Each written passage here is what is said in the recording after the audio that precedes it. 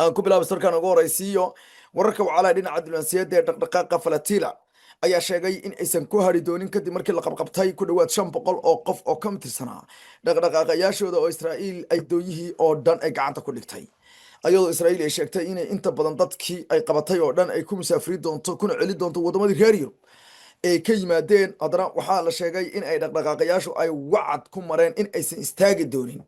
tan iyo inta ay ka xaqiijinayaan ay yiraahdeen soo afjarista dulmiga aadka u xoogan ee dadka reer Falastiin dusha ka saaran warmurtiyeedka ayaa sheegay in iyadoo la qabtay intii badneed maraakiibtii doonyihii kontonka ka koobnaa isla markaana gacanta lagu dhigay in ka badan 450 xubnood oo saarnaa haddana dhaqdhaqaaqayaasha ayaa waxa ay sheegeen inay wacad ku marayaan inay sii wadi doonaan halgankooda inta ay gaadhayaan guusha kama damaysta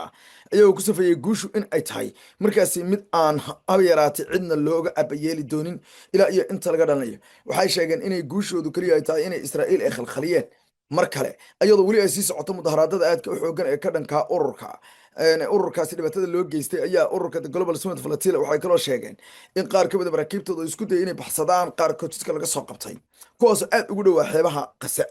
dhanka kalena dowladda Talyaaniga ururka ugu weyn ee loo yaqaan ururka shaqaalaha ayaa meel mariyay shaqo joojinta ay ku dhawaaqeen waxayna ku dhawaaqeen inay sii wadi doonaan waxaa kaloo European Unionka ay sheegeen inay socdaan dhaqdhaqaaqyo dhowr ah oo kala duwan madaxweynaha dalka Ruushka Vladimir Putin ayaa sheegay inuu taageeri lahaa qaybo ka mid ah qorshayaasha madaxweyne Donald Trump haddii daacad laga haalaha ururka Doctors Without Borders ayaa isaguna cambaareeyay waxa loogu yeeray markaasi dhibaatooyinka iyo shaqooyinka Israa'iil ay sii wado ayagoo qof ka mid ah xubnahooda oo leeyahay Umar Hayek lagu dilay weerar Israa'iil ay qaaday sida ay wararku ay sheegayaan Israa'iil ayaa weeraradii ugu dambeeyay ee ku qaadayso Gaza u sii ballaarisay deegaanka kale loo yaqaan daanta galbeed ayadoo jinin dadkii ugu badnaa kulaysay dowladda Mareykanka ayaa weli xiran oo xayiran waxaana loo arkaa xiritaanka dowladda Mareykanka ay xiran tahay in ay sidaasi ay ku tagtay iyadoo la garanaynin xilliga uu furmi doonto jimcihii maanta ahayd ayaa la isku dayay in dib loo furo dowladda isla markaana waxaa mar kale lagu guuldareystay in xisbiga jamhuurigu ay shukaamiyaan ama ay arinta ay bedka soo dhigaan oo miiska soo saaraan waxaana go'aansadeen in cod keligooda ay qaadaan arrintaas oo loo arkay si aad u xoogan in ay iska dhiga mareen in midnimo arrinta lagu wajaho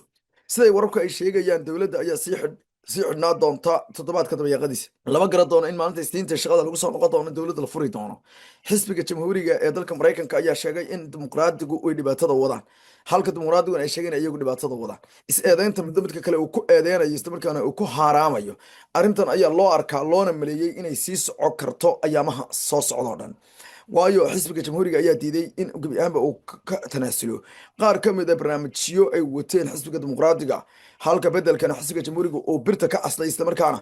uu shaqaale aad iyo aad u badan uu ka cayriyay aqalka cad ee dalka Mareykanka waxayna ku sheegeen inay 10,000 oo shaqaalaha ay cayri doonaan xilli madaxweyne Donald Trump uu sheegay in uu shaqaalaha u beegsan doono yihiin kuwa dimuqraadiga u codeeya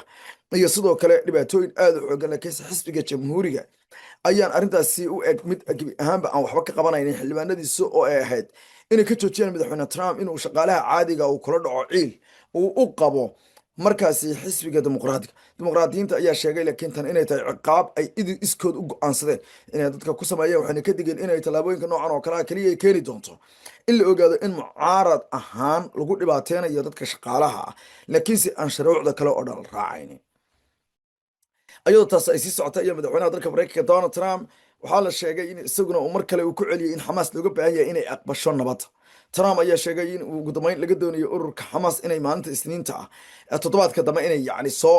ogolaadaan arrintaasi goorsi horeysay ayaa aqalka cad ee dalka Mareykanka afyeenka u hadla waxay sheegtay in arrintan ay tahay ulayntii ugu dambeysay la uleynayo hase ururka Xamaas madaxooda siyaasadda xubno ka mid ah Mohamed Nasal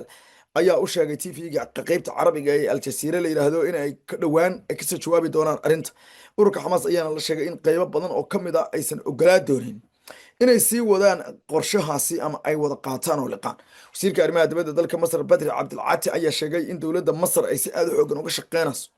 inay ururka Xamaas ay ku qanciso sii socodsiinta iyo ogolaanshaha qaybo badan oo qodobada ka mid ah Abdulcaati waxa uu yiri waxaan sii wadi doonaa inaan ku cadaadino ururka Xamaas inay ogolaadaan dhammaanba qorshahan laakiinse waxa uu sheegay inay jiraan qorshayaasha qaarkood oo la doonayo in laga wada xaajoodo Masar ayaa ka mid ahayd wadamadii gabi ahaanba sida guud u sheegay in hadalkoodii laga bedelay qaybo ka mid ah ama wax bedel lagu sameeyay cabdilcaati oo la hadlayay macadka daraasaadka faransiiska loo yaqaano french institute of international relations ee magaalada paris ayaa waxa uu sheegay inay u caddaa in xamaas gabi ahaanba ay laga doonayo in ay hubka dhigto. wuxuu yidhi in gabi ahaanba inay u caddahay ayuu yidhi inay israa'iil doonayso in xamaas hubka laga dhigo ay israa'iil ka dhiganayso shuruud ay doonayso inay dagaalka kusii wado. xamaas hubka laga dhigo waa process ayuu yidhi, waana arrin u baahan ayuu yidhi muddo iyo waqti, sidaa daraaddeedna ma noqon karto waxa israa'iil ee dadka kusii layso oo ay tiraahdo inta xamaas hubka ay sidato ayaan dadka sii lay doonaa. taasna waxay u egtay ayuu yidhi qorshe aad iyo aad u liita oo aan cidina aqbali doonin. aqalka cad ee maraykanka wuxuu leeyahay gebi ahaanba iyagunaguna waxaan ka warsugaynaa xamaas in ay arrintan wada yeesho, laakiin xamaas waxay ka shaksan tahay qodobo badan oo ka buuxa mawduuca ay u aragto mid gebi ahaanba khatar ah jiritaanka dadka reer falastiin. dowladda boqortooyada sacuudi arabiya ayaa shirkeedii golaha wasiiradu ay xalay lahaayeen ugu dambeyntii shalay galab markii uu xidhmayey toddobaadka asbuuca ayaa xalay faafinta dowladda lagu soo qoray go'aamo ku aadan in markii u horeysay waxyaalaha hortabinta u ahaa qaranka boqortooyada sacuudi arabiya ay ka mid tahay xabajoojinta qasa iyo qorshihii hindisihii nabadda ee sacuudigu qaybta ka ahaa. shirka waxaa guddoominayay ra-iisul wasaaraha waddanka ahna taajka boqortooyada ninka iskale maxamed bin salmaan bin cabdilcasiis, waxaana la sheegay in ugu dambeyntii laga soo saaray dhowr qodob oo waaweyn oo lagu sheegay in marka u horeysa la taageersan yahay xabad joojinta iyo qorshaha tubta nabadda, laakiinse waxaa laga dhigay markaasi meesha buuntada ugu weyn ee muhiimka u ah bixitaanka ciidamada israa'iil. qodobkaas oo ah qodobka uu israa'iil iyo risaareedu kusoo dagaalameen ayna doonayeen in ay si sibiqa ay u geliyaan dadka reer carbeedka ee qaybta ka ahaa heshiiska qorshaha nabadda ee Trump. waxaana la sheegay in ay wadamada carabtu weli ay ka go'an tahay sii wadista hanaanka tubta nabadda iyo taageerada qorshaha madaxweyne Donald Trump, laakiin golaha wasiirada sacuudiga wuxuu kasii shaqeyn doonaa sii waditaanka arrintan ee ah in si dhaba ciidamada israa'iil loo mudeeyo goorta ay ka baxayaan falastiin iyo inay qase iskaga tagaan oo ka uleelaan. dhinaca kalena xogihii hore ee arrimaha dibadda dalka maraykanka Anthony Blinken ayaa waxa uu sheegay in dowladda maraykanka ee dame ee xilka ay ku wareejiyeen nidaamkoodii hore ay ahayd waxqabadkoodii in ay qodobadan ayagu ay horay u sii gogleen. annaga ayaa qodobadan usii qoonteennay Trump ayuu yidhi, badankoodana waxay ahaayeen dhaxalkii aan ku wareejinay. waxaana uu sheegay in ay qodobadani ay yihiin kuwo gebi ahaanba ay ayagu horay ay usii qorsheeyeen. qorshayaasha qaarkood waxay ahaayeen kuwo aan anagu gebi ahaanba aanu horay usii dhignay, waana gogol iyo weliba meel uu wax ka bilaabay Trump. wuxuuna sheegay inay waxqabadka madaxweynihii hore ee dalka maraykanka Joe Biden ay ka mid ka tahay, inkastoo dowladdiisu ay ku tagtay iyadoo oo gebi ahaanba aan wax muhiima aysan ka soconayn dhinaca nabadda. xabad joojin yar oo yacyacooda oo 19 Janaayo dhacday mooyaane ayaa Anthony Blinken waxa uu ku taamayaa in ay tahay waxqabadkii dowladdiisii hore. waxa uu ugu yeedhay in hadeerto gebi ahaanba la xardhayo amase laga shaqeynayo, hase yeeshee sida dowladaha qaarkooda ka muuqata hadalkooda, gaar ahaan go-aanka golaha wasiirada ee boqortooyada sacuudi arabiya, shaki aad u xoogan ayaa dunida caalam islaami dul hoganaya kolka ay noqoto qaabka loo bedelay ama loo kala shaandhaystay qodobadii loona qasay. waxaana u arkaa dowladda sacuudigu in gebi ahaanba qodobadii inta muhiimka ahayd oo ay ugu sii tuturooneed qodobka ku saabsan in israa'iil ciidankeeda laga huleeliyo oo laga wado dhulka falastiin gaar ahaan qasa, iyo in la sameeyo xalka loo gudbo labada dal ay u eg tahay mid gebi ahaanba la iska bihinbihinayo. Trump ayaa ku adkaysanaya in ururka xamaas haddii ay arrintaasi diidaan inta laba aad oo la qaadayo. hase yeeshee magaalada dooxa ee xarunta dalka qatar waxaa ka soconaya wadahadallo heer sare oo ay qayb ka yihiin dalalka turkiga, masar, waddanka loo yaqaano qatar ee gogasha dhigay iyo ururka xamaas. waxaana sheegay in xamaas garhka lagu hayo inay duduub ku qaadato arrintaasi, walow la sheegay in qodobada qaarkood ay doonayaan in la kala caddeeyo. xataa dalka turkiga, madaxweynaha turkiga Rajab Tayyip Erdogan ayaa ka mid ahaa dadkii aadka markii u soo dhaweeyey sida halhaleelka ah, laakiinse dowladda Pakistan ayaa markii labaad ku celisay inay ka shakisan tahay sababta mawduucii oo dhan loo bedelay ama qodobo badan oo muhiima loo bedelay. wasiirka arrimaha dibadda ee dalka Pakistan Shahab Dar ana ra-iisul ku-xigeenka dalka ayaa maanta ku celiyey inay dowladdiisu ay gebi ahaanba ay ka shakisan tahay sida ay wax loo qoray. wuxuuna yidhi luqadaha dowladaha diblomaasiyaddu markay ku heshiiyaan islamarkaana siiqada hadalka oo dhan laisku dubarido maaha ayuu yidhi waddan gaara inta uu wax cululuubto ama dib u gocdo inuu isagu go'aansado ayuu yidhi inuu ka noqdo amase uu ku daro ayuu yidhi wax waxay ahayd ayuu yidhi in go-aan kale isla soo socodsiiyo. dowladda masar ayaa sidoo kale ka shakisan qaybo ka mid a qodobada. dowladda qatar ayaa sheegtay inay og tahay in qodobada qaarkood la bedelay amase la wiiqay, sidaa daraaddeed ay muhiim tahay in xamaas lagu qanciyo. ururka xamaas ayaana sheegay in qaybo ka badan oo qoroladaas aysan ogolayn. dhanka kalena ururka xamaas ayaa cambaareeyey wax kasoo yeedhay hadal kasoo yeedhay laamaha ammaanka dalka Jarmalka oo ku aadanaa in dowladda Jarmalku ay xidhay 3 qof oo ay la xidhiidhisay inay xamaas yihiin kuwaasoo doonayay inay dilaan dadka yuhuudda ah ee ku sugan gudaha dhulka waddankaasi jarmalka. ururka xamaas ayaa ku tilmaamay arrinta noocan oo kale ah in ay tahay isku day la doonayo in gebi ahaanba lagu magac dilo oo sharafta ururka xamaas lagu weeraro. xamaas ma aha urur argagixisaa oo dibadda ka dagaalama, mana aha kuwo weerara goobaha cibaadada iyo goobaha kale ee dadka aan waxba galabsan. annagu waxaanu la dagaalanaa ayuu yidhi nidaamka saanooniyadda ee ciidanka ah ee jooga dhulka iyaga haysta, laakiin dad masaakiin oo bannaanka waddankiisa jooga shuqul iyo shaqatoona kuma lihiin. sidaa daraaddeedna waa arrin la doonayo in dowladda jarmalka ee xun ay rabto in ay dadkeeda oo dhan ay kaga soo celiso taageerada aadka u lixaad kale ee dadka reer jarmal ay u hayaan qadiyadda waddanka falastiin lagu raadinayo xuquuqdiisa. ay yidhahdeen xamaas ma taqaano dadkan lasoo qabqabtay, shuqul iyo shaqatoonana kuma laha, haba yaraateena kama laha wax aba yaraatee ayay yidhahdeen markaasi ama xidhiidha lama laha ay yidhahdeen ururka xamaas. ururka xamaas ma howlgeliyo mana qarash gareeyo dad argagixiso ah. ayadoo tan ayaa imaanaysa iyada oo xarun loo yaqaano xarunta macbadka yuhuudda oo ku taala markaasi waddanka loo yaqaano ingiriiska laba qof lagu dilay, gaar ahaan magaalo u dhow Manchester. waxaana sheegay in qof u dhashay waddanka suuriya uu weerarkaasi uu qaaday sida wararku ay sheegayaan. booliiska magaalada loo yaqaano Manchester ayaa gorsii horeysa waxay sheegeen inay aaminsan yihiin in qofka weerarka qaaday uu weerar ku qaaday xarun loo yaqaano Heaton Park ama loo yaqaano Hebrew Congregation oo ah meel ay isugu yimaadaan dadka yuhuudda ah, halkaasoo ku taalla markaasi magaalada waqooyiga England ee Manchester. sida booliisku ay sheegayaan qofkan ayaa la sheegay inuu bambo watay, laba ruux ayuu halkaasi ku dilay. waxaana lagu tilmaamay inuu ahaa qof ka soo jeeda waddanka suuriya asal ahaan. ra-iisul wasaaraha dalka Britain ninka loo yaqaano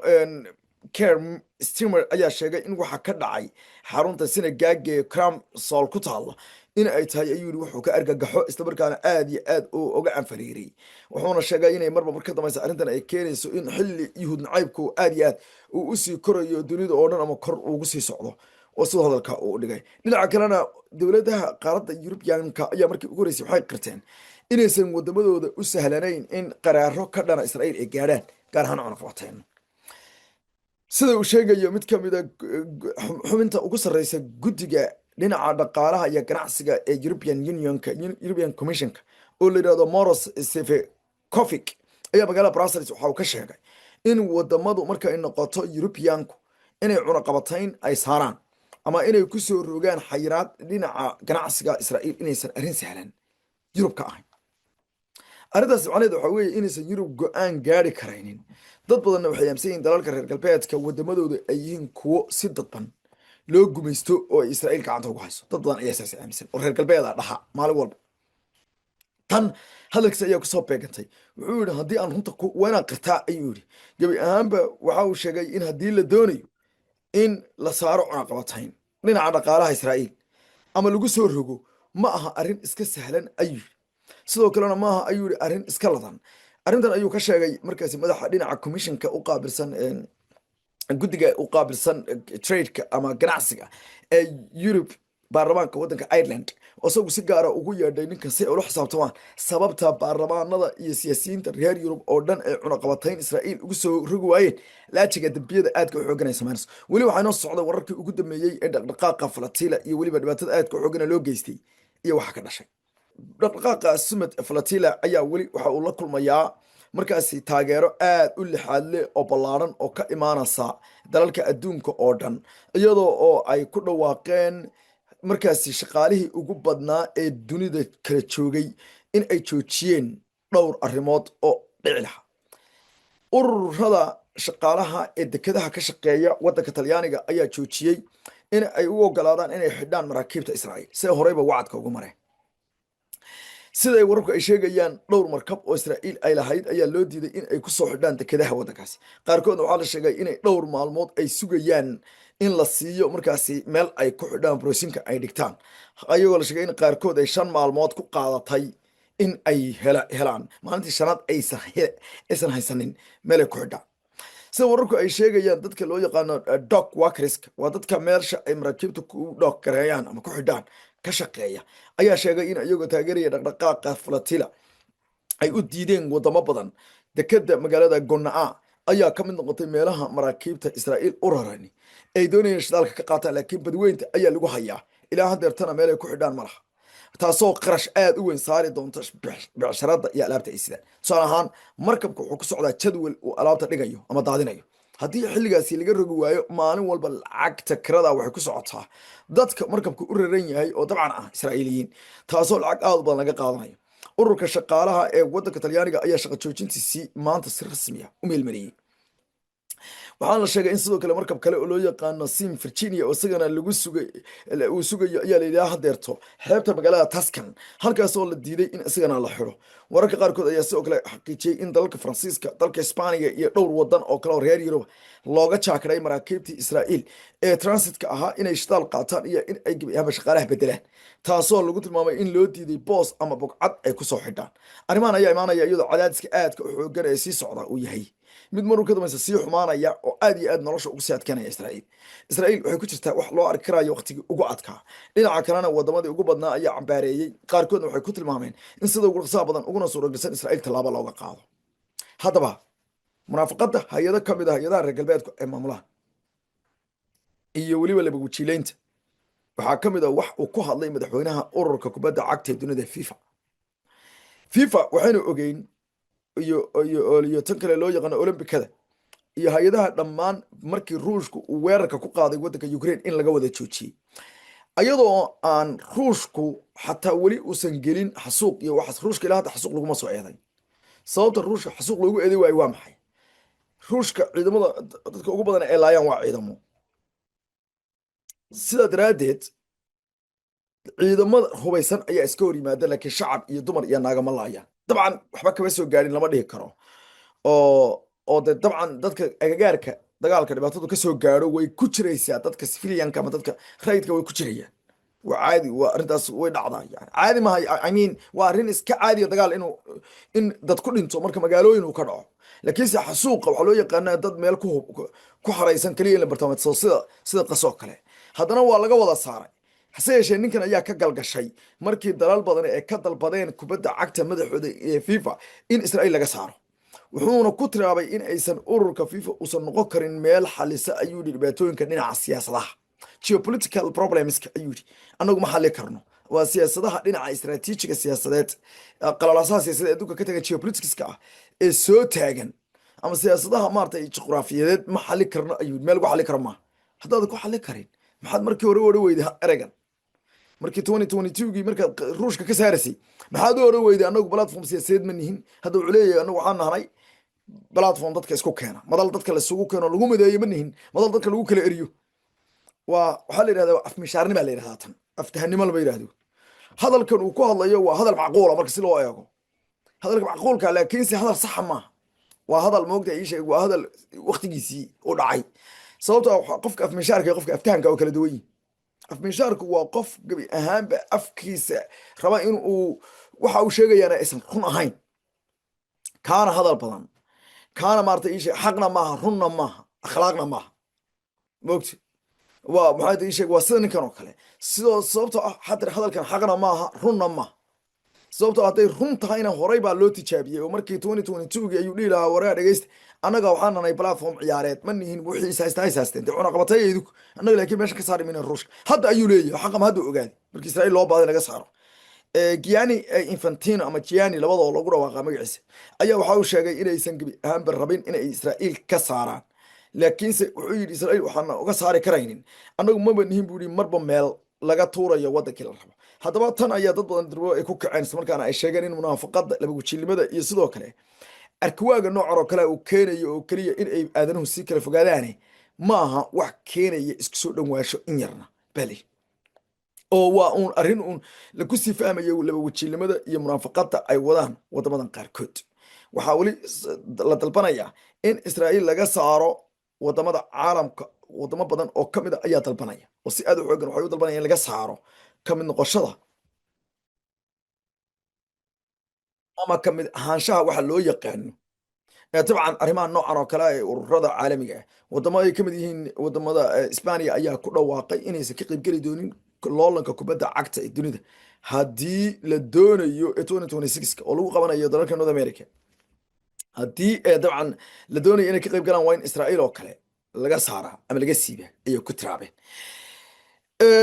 ninkii ugu horreeyey ee shakhsi ah ee dunida markii ugu horeysay gaadha lacagta 500 bilyan ee dollar ayaa waxa uu noqday Elon Musk. ninka koonfur africa aslaan kasoo jeeda ee dadkuna ay ku eedeeyeen inuu cunsuri yahay isla markaana nin siyaasadana galay ganacsigana ku jira ayaa gaadhay lacagta 500 bilyan oo dollar hantidiisa oo weligeed aan qof gaadhin taariikhda caalamka. waa ninka iskale shirkadda Tesla. Elon Musk wuxuu noqday ruuxii ugu horreeyey ee hantidiisa soo deerto ay gaadhayso in ka badan 500 bilyan, iyadoo qiimeynta shirkadda baabuurta korontada iyo ganacsiga kale ay u muuqdaan inay sare u kaceen. qiimaha tiknoolajiyadda ayaa muddo kooban ku gaadhay ayaa layidhi 500 bilyan oo dollar. hantidiisa waxaa sii dheer 1 bilyan oo markaasi, iyadoo la sheegay in galabnimadii arbacada ay u bilaabatay inuu 500 bilyan uu abaaro. marka lagu daro Tesla, qiimeynta shirkadaha kale oo ay ku jiraan garad gacmeedka loo yaqaano ee AI-ga iyo weliba shirkadda hawada SpaceX ayaa sidoo kale la sheegay inay kor u kaceen bilihii lasoo dhaafay, waxaana horumar la taaban karo uu markaasi ka gaadhay ayaa layidhi dhinaca dhaqaalaha, isagoo sii wata hogaanka dhinaca qofka ugu qanisan ee dunida. ninkan ayaase dhibaato weyn waxa uu u geystay shirkadda loo yaqaano Netflix. Netflix ayaa iyadu hoos u dhacday 15 bilyan oo dollarna maalin gudaheed ku lumisay kadib markii uu ninkan ku dhawaaqay ama uu ku baaqay in Netflix lagala noqdo taageerada dadkuna ay joojiyaan macaamilka ay la leeyihiin kadib markii uu ku eedeeyey inay muuqaallo caruurta u daran ay sii dayso. shirkadda Netflix ayaa lagu eedeeyey in ay muuqaallo caruurta u daran ay sii dayso, sidaa daraaddeedna isla judhiba waxa ay lumisay 4.3%, taasoo ka dhigan in ay lumisay lacag gaadhaysa 15 bilyan oo dollar sida ay wararku ay sheegayaan. Netflix waa meesha aflaanta laga daawado, waxaa la sheegay in berihii ugu dambeeyey oo dhan ee aflaanta qaarkood ay sii daynaysay ay ahaayeen kuwo anshaxa ka baxsan, isla markaana akhlaaqiyaadka oo dhan ka liita. ninkan ayaana dad badan oo ku kacsanaa shirkadda sheergareeyey mar alaale markii uu Elon Musk uu bartiisa X uu kusoo sheergareeyey arrintaasi ayay u muuqatay inay dhulka gashay shirkaddu.